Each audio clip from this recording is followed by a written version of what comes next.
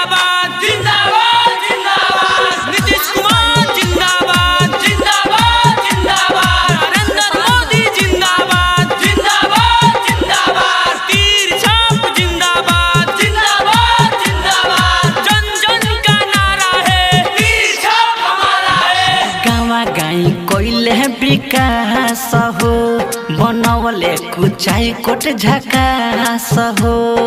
पप्पू पांडे जिंदाबाद जिंदाबाद जिंदाबाद। गावा गाई कोइले विकास हो बनवले कुचाई कोट झकास हो। तीरे वाला बटन फिर से दबावे के बा। तीरे वाला बटन फिर से दबावे के बा। पप्पू भैया के विजयी बनावे के बा। तीर छाप पर निशानी लगावे के बा।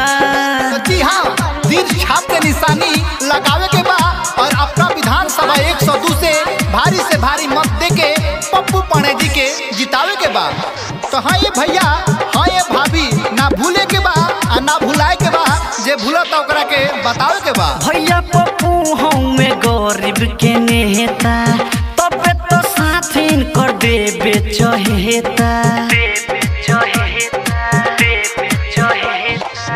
भैया पप्पू हमें गरीब के नेता तबे तो साथीन कर देवे चहेता। तो कुचाई कोट के सपना पुरावे के बा। आ कुचाई कोट के सपना पुरावे के बा। पप्पू भैया के विजयी बनावे के बा। तीर छाप पर निशानी लगावे के बा। हाँ ये भैया, फिर से निशानी लगावे के बा।